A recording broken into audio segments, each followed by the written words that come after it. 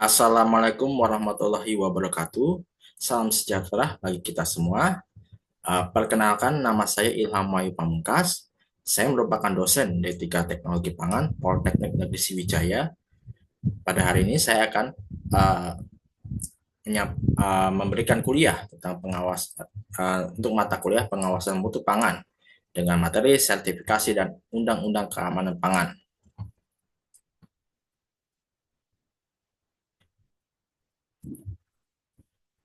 Nah, adapun subjek PMK pada mata kuliah ini di mana mahasiswa mampu mengemukakan jenis sertifikasi dan undang-undang keamanan pangan. Adapun outline dalam outline untuk perkuliahan pada hari ini, saya akan menjelaskan tentang pengertian keamanan pangan, regulasi keamanan pangan, sertifikasi keamanan pangan, dan juga jenis-jenis sertifikasi keamanan pangan.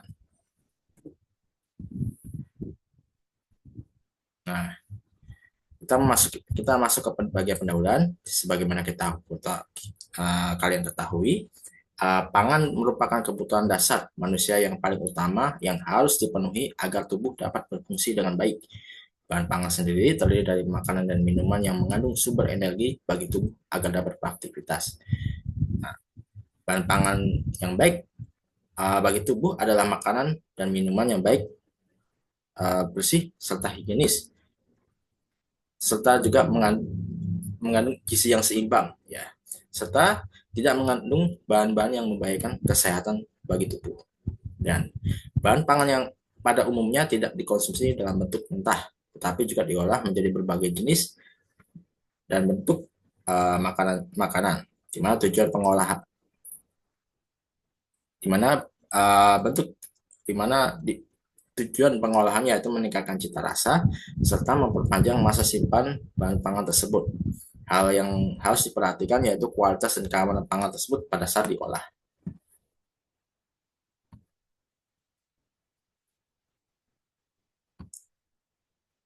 Nah, berdasarkan keamanan pada keamanannya, bahan pangan itu terbagi menjadi dua. Ya. Ada namanya bahan pangan yang aman, di mana pangan yang aman itu bebas dari bahan berbahaya, baik itu secara fisik, kimia, biologi, dan lain-lain yang dapat membahayakan kesehatan konsumen. Nah, pangan ini memenuhi standar kualitas dan keselamatan yang ditetapkan oleh Badan Pengawas dan diproses dengan memperhatikan prosedur yang baik secara baik dan benar. Terus yang kedua ada bahan pangan yang tidak aman, di mana bahan pangan yang tidak aman ini merupakan bahan pangan yang mengandung unsur atau bahan yang dapat membahayakan kesehatan konsumen. Pangan tidak aman dapat ditemukan akibat pengolahan yang tidak higienis, bahan baku yang tercemar, ataupun tidak mematuhi regulasi dan standar yang berlaku. Adapun bahan pangan yang tidak aman dapat menyebabkan munculnya penyakit bawaan makanan. Nah, berikut merupakan insiden keracunan pangan pada media massa online bulan Juli hingga September tahun 2017. Di mana bahan pangan olahan bahan pangan yang tidak aman itu umumnya ditemukan dari bahan pangan olahan, ya, di mana sebagai dasar bahan pangan olahan tersebut ada bahan pangan olahan jasa boga, ada bahan pangan olahan dari rumah tangga, dan juga bahan pangan olahan jajanan, ya, di mana dari data tersebut membuktikan bahwa pangan olahan itu sebagian besar uh, bahan pangan bahan pangan tidak aman itu sebagian besar ditemukan oleh bahan pangan olahan, ya. Uh, jadi bahan pangan olahan itu yang menyebabkan bahan pangan olahan itu tidak aman. Salah satunya yaitu adanya ancaman bahaya, yaitu biologis, kimia, dan juga benda fisiknya. Adapun dari ketiga aspek itu dapat ditemukan pada saat uh, proses produksi bahan baku, ya, penyimpanan bahan baku dan pengangkutan, pengolahan, dan juga distribusi, ya. Dimana sebagaimana kita ketahui, jika pengolahan itu tidak baik, uh, maka akan menghasilkan bahan pangan yang tidak aman, ya. Misalkan ada produksi bahan baku di mana ladang sawah, di mana itu berasal dari ladang atau sawah atau tambak laut yang di mana itu diairi, ya, diairi oleh air sungai, di mana air sungai itu beras air sungai itu mengandung beberapa limbah peternakan, limbah industri, dan juga limbah rumah tangga. Dan juga pada saat penyimpanan bahan baku dan pengangkutan, bahaya juga muncul pada saat penyimpanan di gudang ya. Adanya kaca, paku, dan benda-benda berbahaya serta pertukaran kapang yang dapat mempengaruhi kualitas dari bahan pangan tersebut.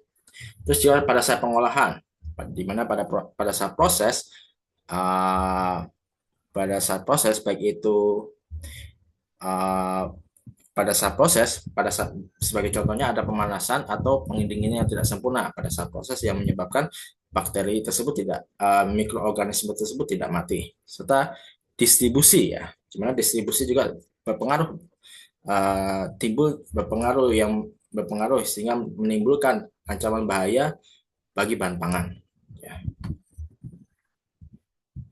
Nah, jadi untuk menghindari bahan pangan itu tidak aman, untuk menjaga bahan pangan tersebut tetap aman dan juga menghindari bahaya-bahaya lain, maka maka dibuatlah suatu keamanan pangan ya. Adapun keamanan pangan tersebut didefinisikan sebagai hal-hal yang berkaitan dengan usaha untuk mendapatkan produk pangan yang aman bagi kesehatan konsumen, baik pada jangka pendek maupun jangka panjang setelah mengkonsumsinya dan mempunyai dampak yang nyata dalam kehidupan manusia sehari-hari, di mana keamanan pangan juga harus ditumbuhkan sejak dasar sehingga terciptanya kesadaran untuk memenuhi dan juga menjaganya. Nah, prinsip dari keamanan pangan tersebut yaitu menciptakan kondisi dengan berbagai upaya yang diperlukan untuk mencegah pangan dari kemungkinan cemaran baik itu secara fisik, biologi, serta kimia dan benda lain yang dapat mengganggu serta merugikan dan membahayakan kesehatan manusia sehingga aman, bahan pangan tersebut aman untuk dikonsumsi. Nah, adapun ruang lingkup dari keamanan pangan yang bisa kita pelajari ada ada banyak ya. Salah satu ada banyak. Salah satu contohnya ada manajemen produksi, mikrobiologi, teknologi pangan, sanitasi dan hygiene, serta kimia. Ya. Nah, adapun keamanan pangan tersebut dapat diterapkan oleh pelaku industri, baik dari skala besar, uh, contohnya seperti industri pabrik dan lain-lain, ataupun serta kecil ya, baik berasal dari UMKM, serta pedagang kaki lima, dan juga lain-lain. Dan untuk menghasilkan pangan yang aman, bebas dari bahaya fisik, kimia, dan mikrobiologi serta faktor lainnya. Dan keamanan pangan tersebut tidak hanya berkutat dengan faktor keamanan pangan seperti keamanan jasmani, bebas bahaya fisik, kimia dan biologi, tetapi juga keamanan rohani, di mana disesuaikan dengan kepercayaan, ya, misalnya kehalalan. Ya. Juga penting untuk diperhatikan. Nah, di mana produsen yang ingin menerapkan keamanan pangan tersebut harus membuat suatu sistem manajemen keamanan pangan. Nah, sistem manajemen keamanan pangan tersebut adalah suatu proses ya yang meliputi pemilihan bahan baku, pengolahan, produksi, dan pengemasan, dan juga serta penyimpanan. Dan selain itu, manajemen keamanan pangan juga mencakup distribusi dan juga konsumsi untuk memastikan prosesnya aman. Dan juga perusahaan juga perlu membuktikannya dengan suatu sertifikat keamanan pangan. Ya. Nah, adapun regulasi sertifikasi keamanan pangan, sertifikasi keamanan pangan sudah diatur dalam berbagai undang-undang yang ada di Indonesia. Salah satunya Undang-Undang Dasar 1945 Pasal 27 Ayat 2 ya, sebagai landasan dalam adanya sertifikasi keamanan pangan. Ya. Di mana pada pasal tersebut menjelaskan di mana tiap-tiap warga negara berhak atas pekerjaan dan penghidupan yang layak bagi kemanusiaan. Ya. Di mana hidup layak, di mana yang perlu ditekankan adalah hidup layak. Di mana hidup layak itu salah satunya adalah mendapatkan bahan pangan yang aman. Ya. Terus Undang-Undang Nomor 18 tahun 2012 tentang pangan juga menjelaskan tentang pengaturan pangan di Indonesia yang mengatur tentang ketersediaan bahan pangan, keterjangkauan bahan pangan, keamanan pangan, dan juga gizi pangan ya. Serta juga menjelaskan menjelaskan dan menetapkan kewajiban bagi pelaku usaha pangan untuk memastikan produk pangannya aman untuk dikonsumsi. Dan peraturan pemerintah nomor 86 tahun 2019 tentang keamanan pangan juga mengatur lebih rinci tentang keamanan pangan, termasuk persyaratan keamanan pangan, pengawasan dan penanganan jika terjadi masalah pada keamanan pangan. Terus juga peraturan Badan Pengawas Obat dan Makanan atau BPOM, yang dimana BPOM mengeluarkan berbagai peraturan teknis terkait keamanan pangan, di mana peraturan BPOM nomor 22 tahun 2018 tentang pedoman pemberian sertifikat penyuluhan keamanan pangan. Terus juga peraturan BPOM nomor 27 tahun 2017 tentang cara produksi pangan olahan yang baik, CPO POB atau CPPOB ya, di mana peraturan BPOM nomor juga dan juga berbagai peraturan lain yang ada di peraturan Badan POM RI lainnya yang mengatur juga tentang regulasi sertifikasi keamanan pangan. Nah, lantas apa yang dimaksud dengan sertifikasi jaminan mutu dan keamanan pangan? Jadi sertifikasi jaminan mutu dan keamanan pangan adalah proses pengesahan yang dilakukan oleh pihak berwenang untuk memastikan bahwa suatu produk pangan memenuhi standar tertentu dalam hal keamanan, kualitasnya, serta aspek lainnya. Dan sertifikasi jaminan mutu dan keamanan pangan tersebut mengandung dua macam legalitas tanggung jawab. Yang pertama yaitu berisi pernyataan kebenaran kebenaran kebenaran ya. Dan yang kedua yaitu kesediaan menanggung resiko atau akibat jika kemudian hari pernyataan tersebut tidak benar ya. Tujuan adanya sertifikasi jaminan mutu dan keamanan pangan yang pertama adalah sebagai bukti persyaratan yang ditetapkan oleh pemerintah. Terus yang kedua meningkatkan kepercayaan dari relasi usaha. Terus yang ketiga mempermudah pedagang internasional. Yang keempat sebagai prestasi sehingga meningkatkan gairah akan keamanan pangan. Terus yang kelima yaitu bagi konsumen sebagai bukti bahwa produk yang mereka konsumsi terjamin aman. Secara garis besar prosedur sertifikasi jaminan mutu dan keamanan pangan itu seperti ini, ada enam tahapan. Yang pertama, produsen mengajukan atau memperpanjang sertifikasi. Yang kedua, menghubungi lembaga sertifikasi. Yang ketiga, mengumpulkan dan mengirimkan dokumen kepada lembaga. Ya. Jadi untuk dokumennya itu bisa bermacam-macam ya yang dikirimkan. Terus yang keempat yaitu lembaga sertifikasi menyetujui dan mengirimkan petugas. Yang kelima, melakukan kegiatan inspeksi dan audit oleh petugas. Yang keenam, hasil audit tersebut dianalisis. Jika memenuhi syarat, lembaga akan mengeluarkan sertifikasi dengan batas waktu tertentu. Nah, adapun berdasarkan kepentingannya, sistem sertifikasi tersebut terbagi menjadi dua. Ada namanya sistem sertifikasi wajib, di mana merupakan sertifikasi yang diharuskan oleh peraturan pemerintah yang berlaku.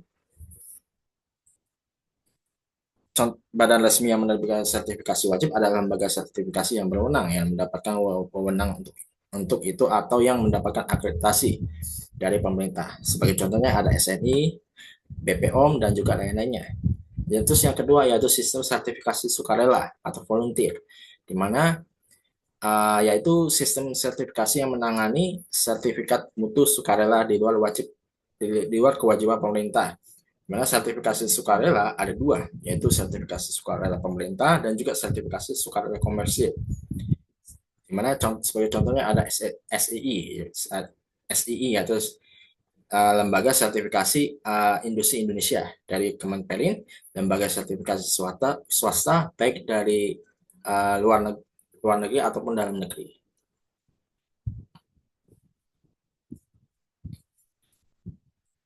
Nah, di sini ada beberapa jenis sertifikasi jaminan mutu dan keamanan pangan ya. Dan ada berapa banyak ya? Ada berapa banyak jenis-jenis sertifikasi jaminan mutu dan keamanan pangan. Tapi di sini saya akan menjelaskan 5 saja ya. Di mana yang pertama ada sertifikasi SNI, yang kedua sertifikasi halal, yang ketiga ada sertifikasi SPP IRT, yang keempat ada sertifikasi HACCP dan juga ada sertifikasi BPO ya. Yang pertama saya akan menjelaskan tentang sertifikasi standar nasional Indonesia. Adapun uh, Adapun SNI atau Standar Nasional Indonesia ada sertifikasi yang mengacu pada standar nasional yang dikeluarkan oleh Badan Standarisasi Nasional. Nah, sertifikasi SNI adalah satu-satunya standar yang berlaku secara nasional di Indonesia dan standarnya dirumuskan oleh panitia teknis yang ditetapkan oleh BSN. Nah, produk yang memiliki sertifikasi SNI ini telah melewati beberapa pengujian dan penilaian yang ketat untuk memastikan kualitas dan keamanan produk tersebut. Nah, adapun sertifikasi produk SNI tersebut berlaku untuk produk pangan, elektronik, dan bangunan. Nah, adanya tujuan dari sertifikasi standar nasional Indonesia yang pertama yaitu meningkatkan kualitas produk, yang kedua melindungi konsumen, yang ketiga meningkatkan daya saing produk nasional, yang keempat mendukung penerapan teknologi dan inovasi, serta yang terakhir mempermudah akses ekspor. Dan berikut merupakan salah satu contoh surat persetujuan penggunaan tanda SNI yang mencakup nomor nomor, nama perusahaan, alamat perusahaan, nama pabrik, serta komoditi yang dijualnya. Serta juga dijelaskan tentang masa berlaku sertifikat SNI ini. Seperti itu. Terus yang kedua ada sertifikasi halal. Di mana sertifikasi halal adalah proses pemberian sertifikat yang menyatakan bahwa suatu produk baik itu pada produk makanan, minuman, kosmetik dan obat-obatan tersebut halal untuk konsumsi. Yang produk terus juga sertifikasi halal tersebut diterbitkan oleh Badan Penyelenggara Jaminan Produk Halal ya dan berlaku selama tidak ada perubahan komposisi bahan atau proses pembuatan produk. Dan apabila terdapat perubahan, maka sertifikasi halal tersebut harus diperbarui ya. Di mana sertifikat ini sangat penting di Indonesia yang memiliki mayoritas penduduk beragama Islam.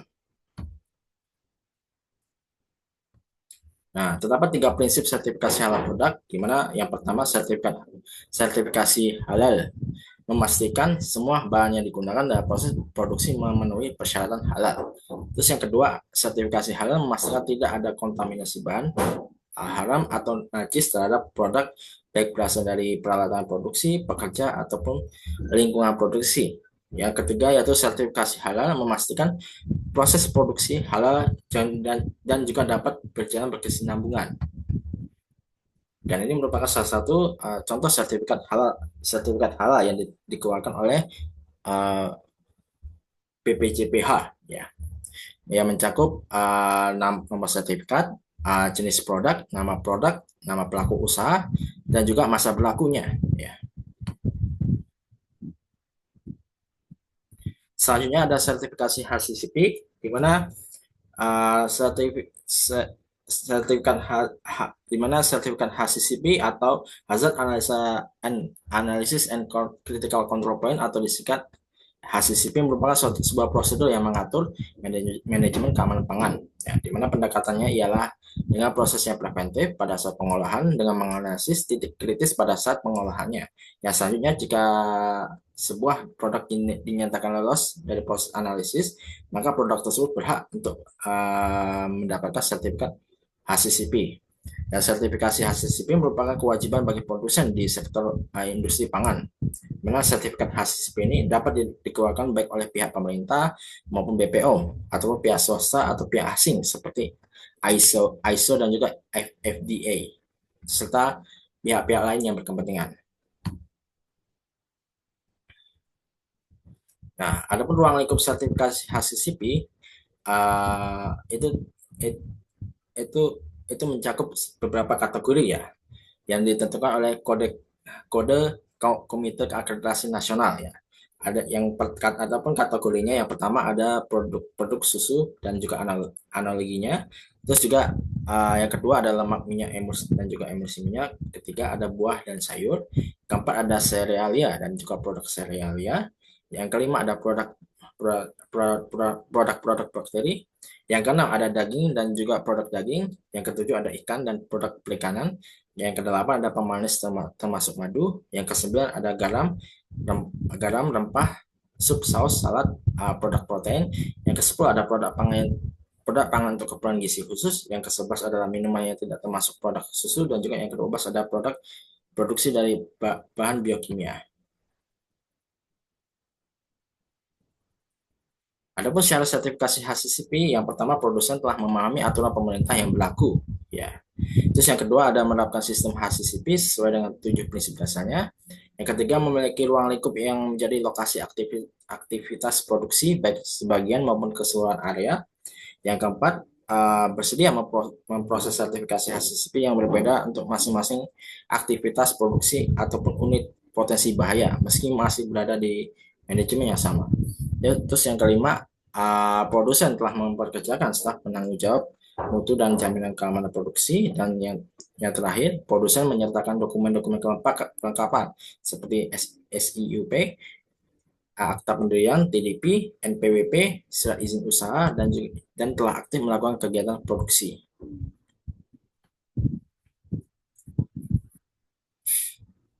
Terus ya, selanjutnya ada sertifikasi BPOM, ya, di mana uh, Badan Pengawas Obat dan Makanan (BPOM) adalah lembaga pemerintah Indonesia yang bertanggung jawab atas pengawasan pengaturan produk obat, makanan, kosmetik, serta produk-produk yang berhubungan dengan kesehatan manusia.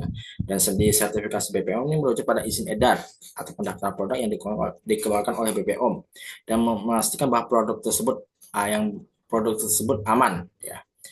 Terdapat berbagai jenis sertifikasi yang dikeluarkan oleh BPOM.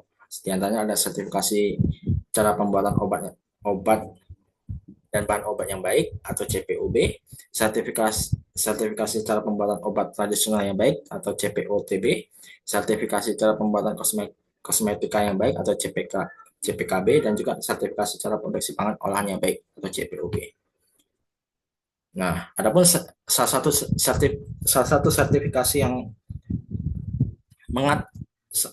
sertifikasi BPOM yang mengatur tentang keamanan pangan, salah satunya ada sertifikasi CPPOB, di mana CPPOB merupakan singkatan dari cara produksi pangan olahan yang baik, adalah satu bentuk jaminan, ya, di mana Badan Pengawas Obat dan Makanan BPOM untuk menghasilkan pangan yang aman dan bermutu tinggi. CPPOB merupakan pedoman bagaimana memproduksi makanan untuk memenuhi permintaan konsumen.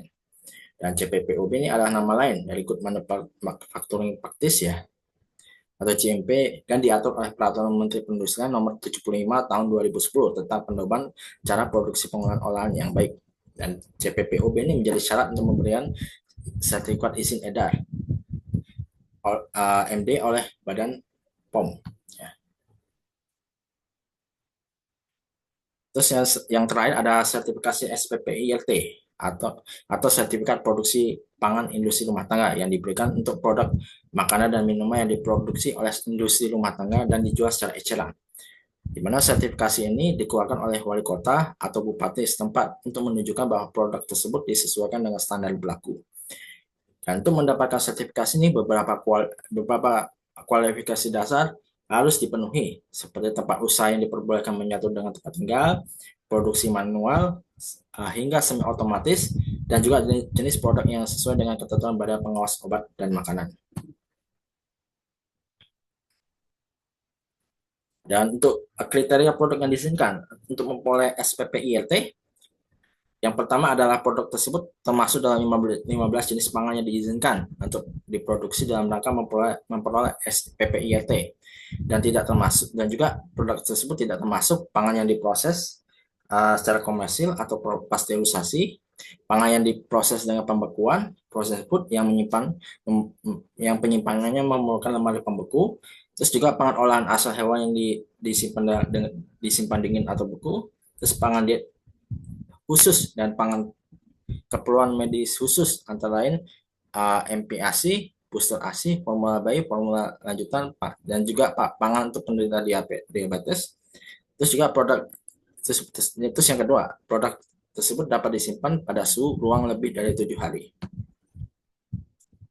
Dan ini merupakan ada 15 jenis kategori jenis pangan.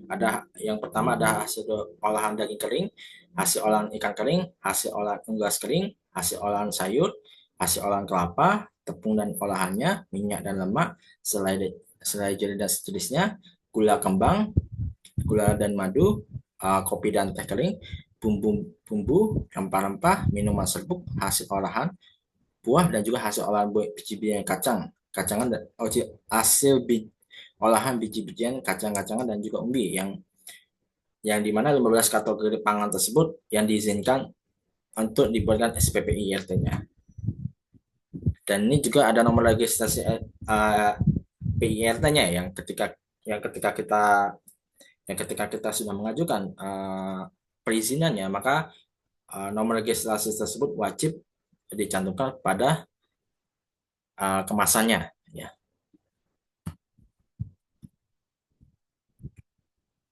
Baik, sekian untuk mata kuliah hari ini. Sampai jumpa di sampai jumpa sampai jumpa yang akan mendatang. Terima kasih.